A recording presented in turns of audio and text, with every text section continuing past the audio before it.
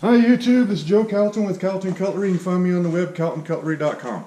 So are you guys ready for another exciting, fun-filled day of sitting here at the kiln quenching knives? Well, that's what I'm going to be doing until probably, well, it's 8:15 now. I'll probably be here till 11, maybe noonish or so, something like that. We've got, last night I was able to get about half of the batch hardened and tempered that that we're working on right now, including the new belt knife version of the Carter pattern necker. I still haven't come up with a nice name for it, but anyhow, you can see these right here are the ones that we got quenched and tempered. And then starting with these 8-inch chefs, those are the ones that we have left to do today. Plus there's a batch of 3 8-inch chefs in the kiln right now warming up. I've got the larger quench tank out. It's got the little bitty blade holder up there in the corner. I just threw in the railroad spike to start preheating the oil. And notice that I did grab a piece of just sheet metal, to be able to cover up the tank in case we had a fire, because I realized on one of those other videos that I had gotten out of the habit of keeping one of those handy, and I needed to get back into that habit, so there it is.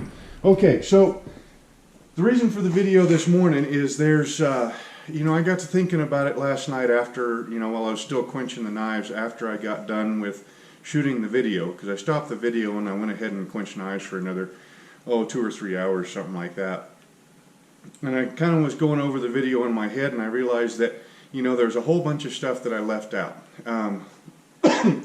which you're never going to be able to get everything into a video, but anyways, there was some stuff in there that or some stuff that I left out that I felt was really important. Okay, so and I've got my notes over here.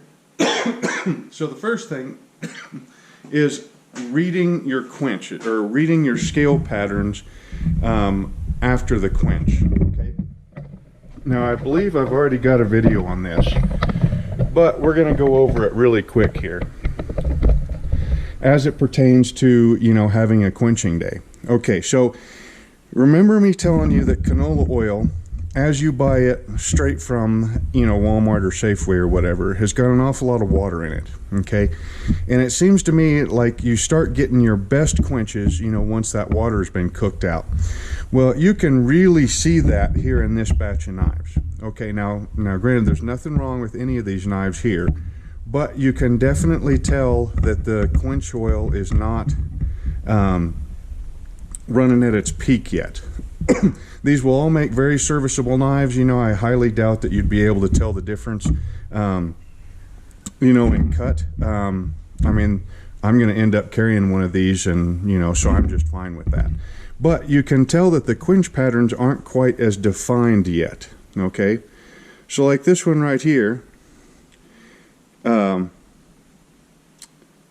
when you do a quench, okay.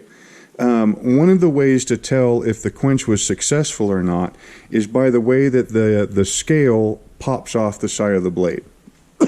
Okay, you might think that that's kind of a weird way to tell, since that's just on the surface, and what we're interested in is down below the surface of the steel.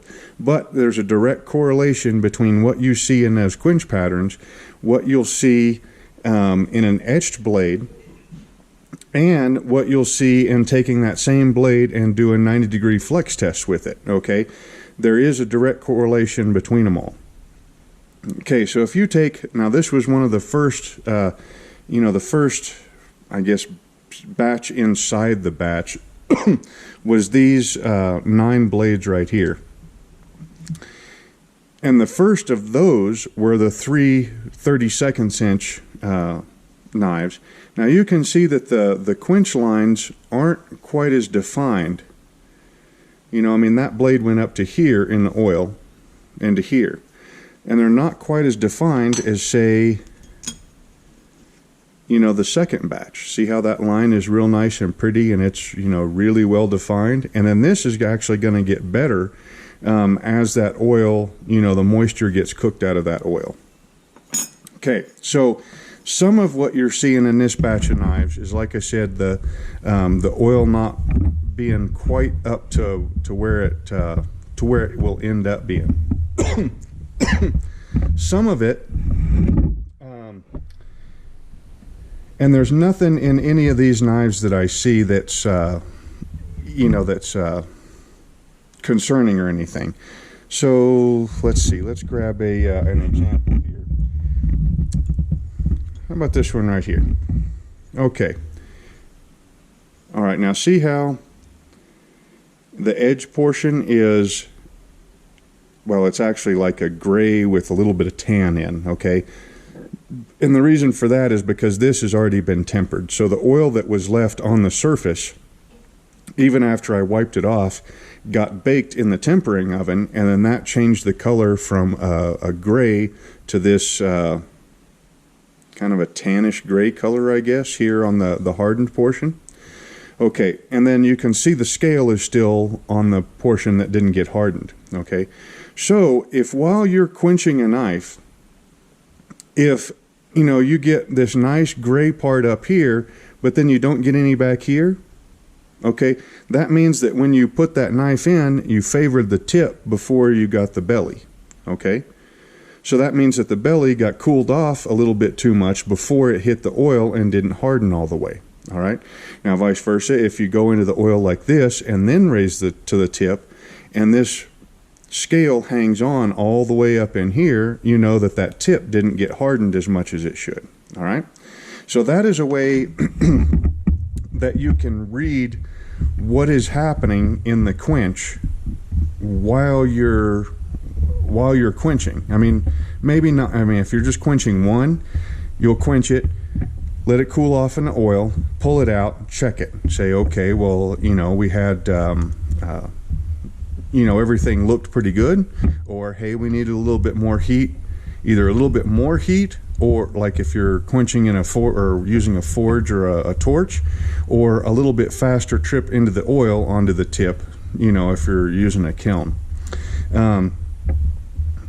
But that's kind of the the quick and dirty on reading quench patterns for this particular video. All right, and we'll probably see some of that in some of these knives that we're going to be quenching here, because I'll go ahead and show quenching these three chef's knives while we're here. Okay, so reading your scale patterns and being able to adjust your quench, that's how that works. All right, now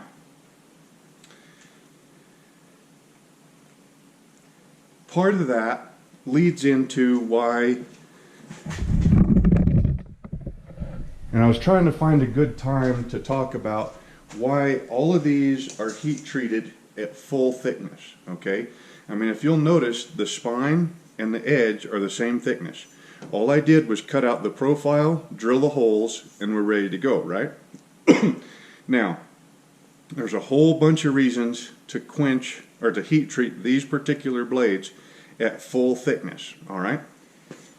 The biggest one is your quench patterns, or your reading your scale patterns like that, okay? So if you've ever taken a knife, done a pre-grind on it, okay, got the edge down too thin, then you heated the blade up, and then you quenched it, and you saw little bitty bits of scale that held on right at the edge. So you'd have scale, well, from the edge, you'd have scale up to about, however deep. Then all of a sudden you got that nice clean portion where the scale just popped right off and wiped off. And then you had more scale coming in the back on an edge quench.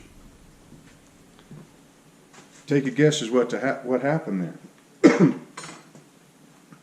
That's right. Your edge cooled off too much in between the trip from the kiln to the oil, and your edge didn't get hardened. You know, I mean, I mean, we already, you know, went over reading your scale patterns. Oh, we got to hold on for a second.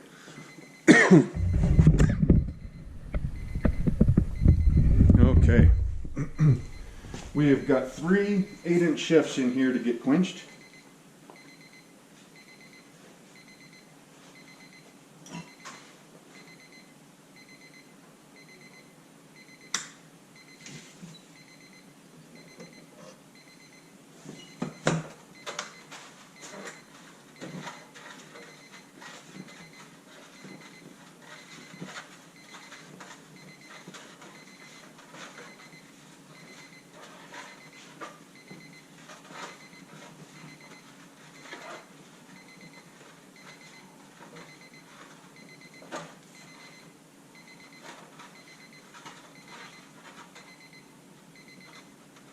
Now, using this quench tank right here,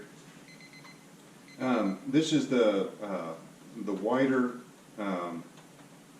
shallower quench tank that I use for quenching mostly chef's knives. Well, chef's knives and anything, you know, that pattern. So chefs, santokus, wabochos, that sort of a blade.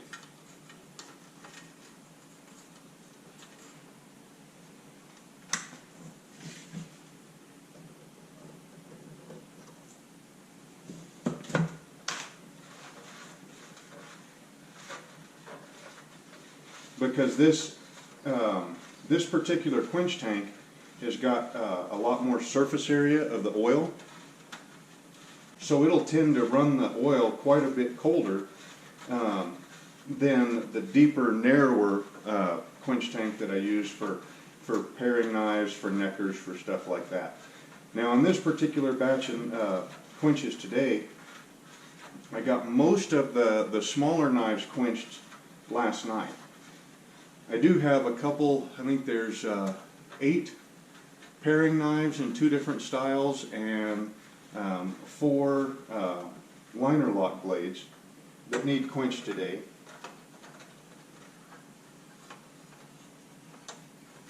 And they would normally benefit from using the other quench tank, but I'll just go ahead and use this one right after I quench, you know, a couple of 8-inch shafts, and the oil will be plenty hot enough.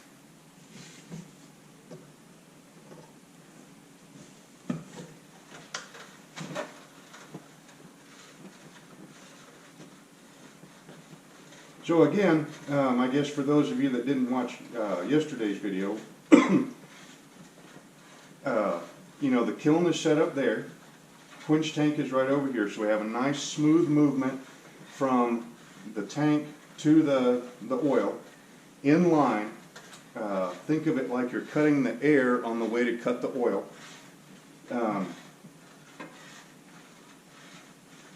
We're moving the knife in the oil as if it's cutting the oil. Okay, so no side to side like this, only front and back like this. If the tank was deep enough, or if you were doing a full quench, you would go up and down like this and like this. So we quench the edge until there's no more color in the back of the knife, and the smoke kind of lightens up. Then we put those in the little thing there, little holder. We'll load the kiln up with 3 more blades.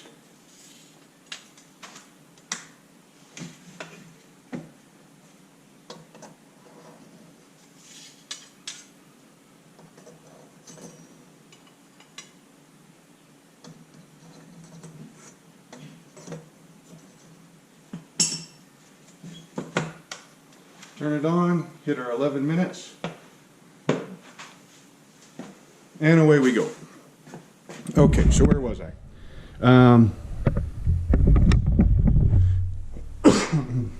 Oh yeah, so the effect of pre-grinding your blades before you go into a quench. I know it's fairly popular. You know, to do as much of your grinding preheat treat that you can, okay? And there are some good reasons for that. Especially like if you're grinding like really thick hunting knives or swords or choppers or anything that's got an awful lot of meat to it. Yeah, hey, by all means, you know, do as much of your grinding preheat treat as you can while maintaining enough edge thickness to be able to hold the heat from the trip to your kiln, from your kiln to your oil, or from your forge to your oil, okay? Because steel is much easier to grind when it's soft than when it's hard, okay? So there's that part of pre-grinding, you know, that helps out quite a bit. The problem is when you start trying to get too thin, you know, to save that last little bit, you know, save that last grinding belt. Okay, when you get it too thin and you get it to the point where that edge cannot, there's not enough mass there to hold the heat from the trip, or for the trip from the kiln to the oil. You gotta think about it like, okay, if you're that piece of steel and you get placed in a nice warm kiln, you know, at 1500 degrees Fahrenheit, you know, for 10 or in this case 11 minutes, 1500 degrees, right? Now somebody pulls you out of that nice toasty warm kiln at 1500 degrees Fahrenheit into even a hot day in the shop, maybe 95 or 100 degrees. That's 15 times cooler than what you were just at, all right? And then you're in that air for a half a second, you know, and then you get plunged into, you know, cold, or, you know, the oil, right? Well, the air isn't going to cool it fast enough, you know, to get the steel hard. That's the oil's job, right? So you got that long pause in between there of a half a second, maybe even a second, you know, if you've got a slow setup. That's an off. I mean, if your edge is too thin, it'll lose considerable. I mean, a lot of times it'll lose enough heat to where it won't harden. Anyway, and you can tell that by the scale that's hanging on at the edge. Okay, now another reason to heat treat full thickness is because, I mean, you saw the scale that came off of the blades after the heat cycles, right? I mean, there's a big old pile of scale here, okay? Then there's going to be more scale that's going to pop off of these each time. I mean, you saw where I was wiping the scale off. Well, I guess you didn't on these, but you will on these right here. Okay, so the surface of that steel, every time you heat it up to critical, you're going to lose a little bit of it. Okay, so the actual cutting edge of this blade is not going to be right here. It's going to be 30 thousandths of an inch below that, okay? So what you want to do is leave enough steel around there to protect your future cutting edge. First, to keep it hot so that you can get the steel hard in the quench.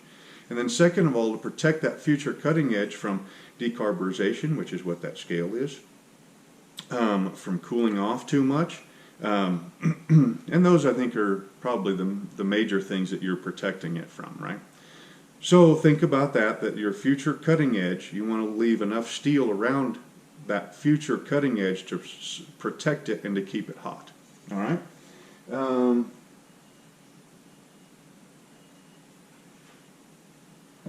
It is, with these thin blades, I don't have this written down on my notes, but it is much easier to straighten these blades when they're all the same thickness, okay?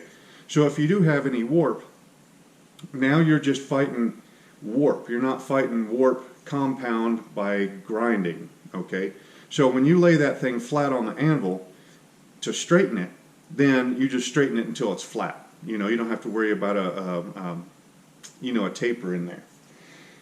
The last biggest reason to heat treat at full thickness is for grinding, which is going to come here with these blades. We got to straighten them, and then we'll start grinding them.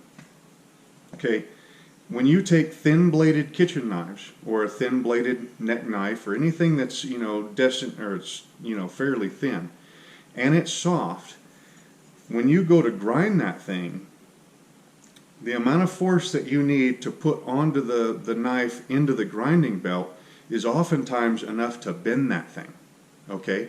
So trying to grind a knife that's constantly bending while you're using it, we're not talking flexing, we're talking bending, is it'll drive you mad, you know, because you'll take a couple of passes and then it'll be like, oh heck, straighten that thing out. Take a couple of more passes, straighten it back out. Go to this side, grind it, straighten it. You're constantly grinding and straightening, and it's a lot easier to heat treat the whole thing, make it stiff and flexible at the same time.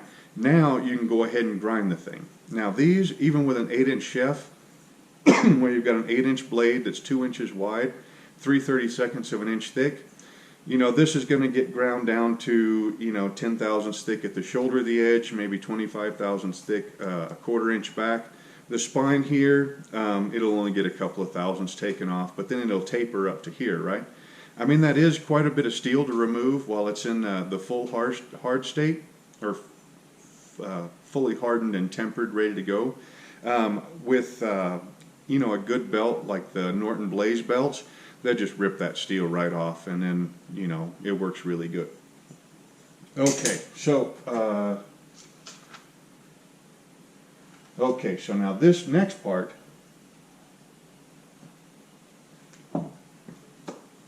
and a lot of this is kind of bouncing around a little bit, but there's not really a straight line that I can think of to be able to explain a lot of it.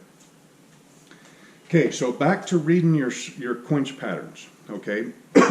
And your quench pattern, or your scale patterns, and the fact that if you pre-grind your blades, it can change your strategy when you go into the quench, right? Okay, so now we're going to talk about two fairly advanced heat treating methods, okay? One of them is using grinding and blade geometry to dictate the depth of your quench, okay?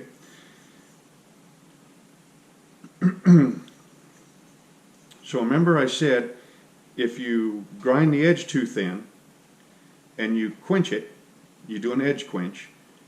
If it's too thin, you'll have scale hanging on at the very edge. Then all of a sudden the scale will pop off, and then whatever depth that you had it in the oil, that scale will stay on there, right? Okay, if you need to, you can use that to your advantage to do a differential heat treat on a blade, even if you do a full quench. The classic example of that is going to be like a double-edged blade, okay? Like a dagger or a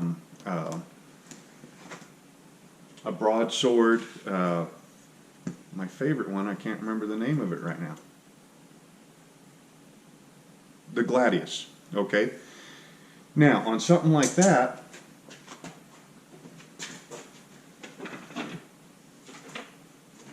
we'll grab the first gladius I ever made and use it as an example. Actually, first, let's go ahead and set up these. We're going to take a look at the scale patterns on this batch of knives right here first. Actually, no, I'm just going to have to wipe them off and then bring them up for you to see. Because we've got 1 minute and 30 seconds.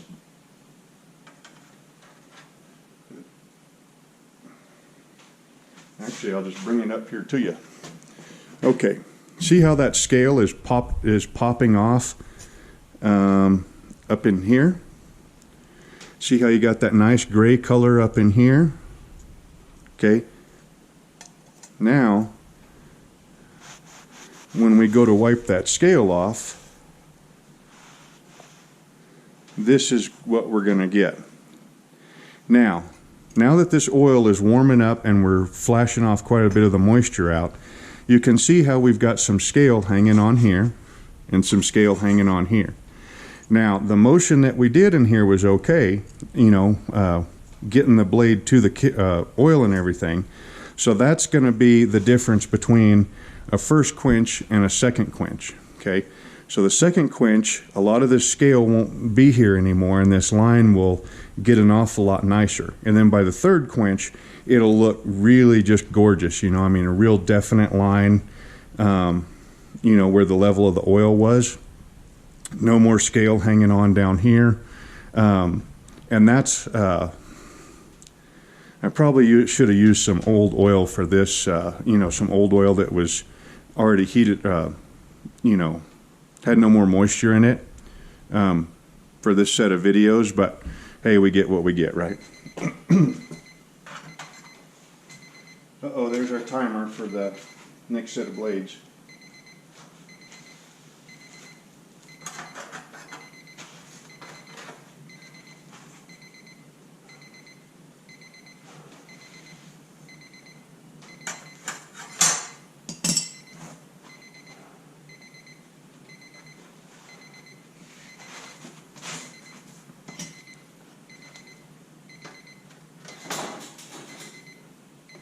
Okay.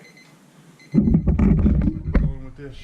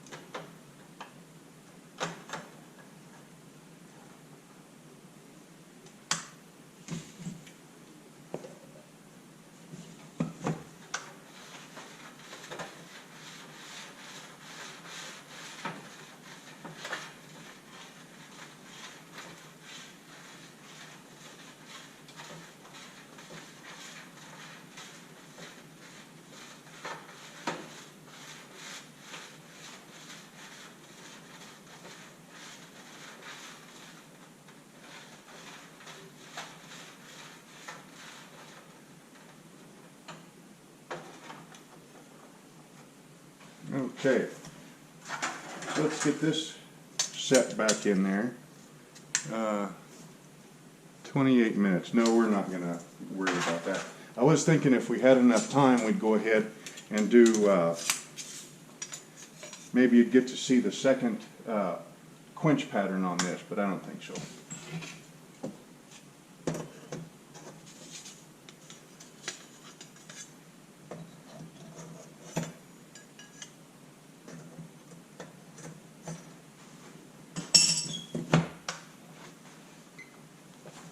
Okay, now back to the Gladius. Okay, so on a sword,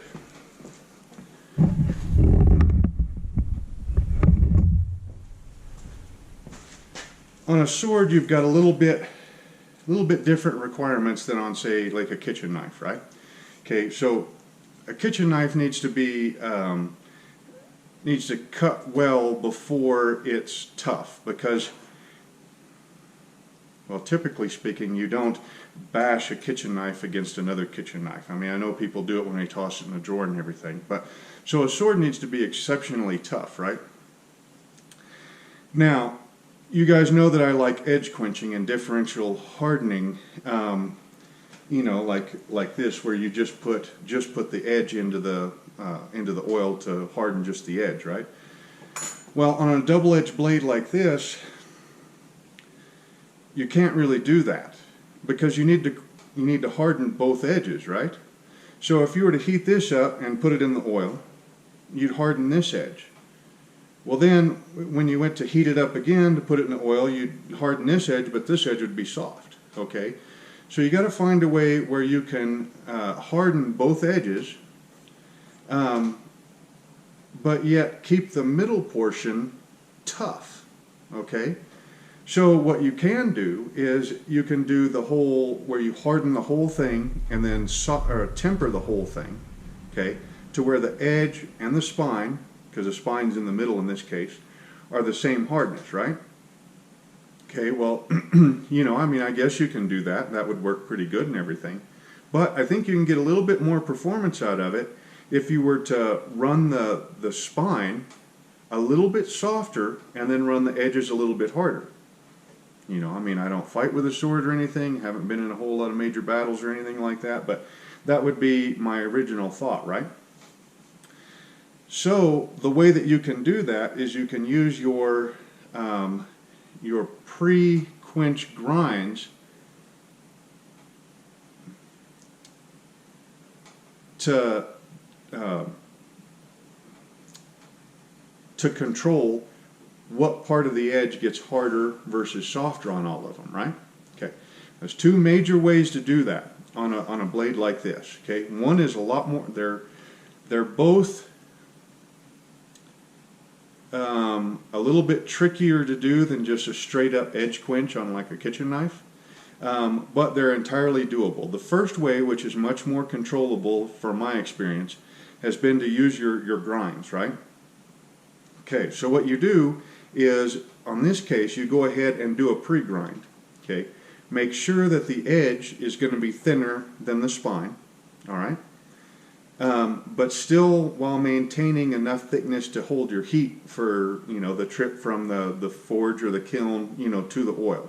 Okay, now the idea there being, what you do is you go ahead and you heat it up and you pull it for the quench when the boy, I'm having a heck of a time this morning.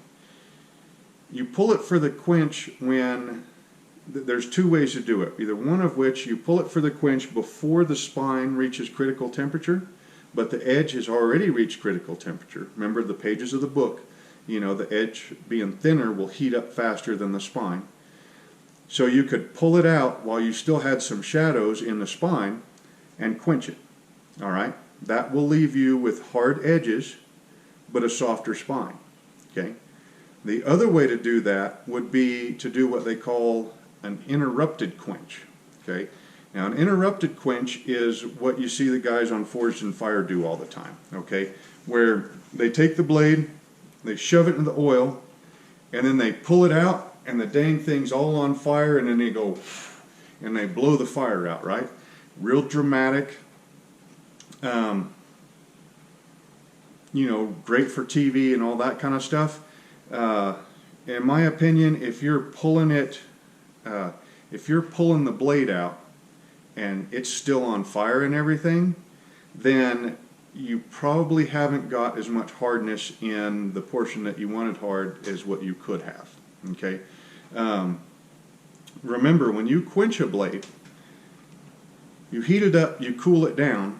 Okay, it doesn't reach full hardness until that last couple of 100 degrees leaves it. Okay, which is a lot of times you'll see guys on that show, they pull, you know, they quench the blade, they pull it out immediately and start attacking it with a file, and a lot of times that file will cut. Well, so they think, okay, well, I've got to do another quench. Well, if they were to just leave that blade alone and let it cool down another 100 degrees or so, a lot of times that file will just skate right off. Okay, so that's and you know, I'll probably have to visit that again in another video. Maybe another video where I've had another cup of coffee in the morning. But yeah, that's a way that you can use your your geometry of the blade going into the quench to control, you know, how quickly the blade heats up and how quickly the blade cools down, and use that to control what part of the blade gets hard and what part of the blade stays softer. Okay? All right, so yeah, that was kind of a complicated, or I don't think I did a very good job explaining that. So we'll have to do another video on that sooner or later. Maybe we'll make a sword one of these days and then go over that when we make the sword. Or maybe we'll do it just on a hunting knife or a chopper or something like that. Anyway, so yeah, we're at 35 minutes already. I'm going to go ahead and finish my coffee and finish quenching these knives, and then the next time that I see you, we will take our the pattern that we're working on. We'll go ahead and we'll go over straightening after heat treat, and then we'll start grinding the thing.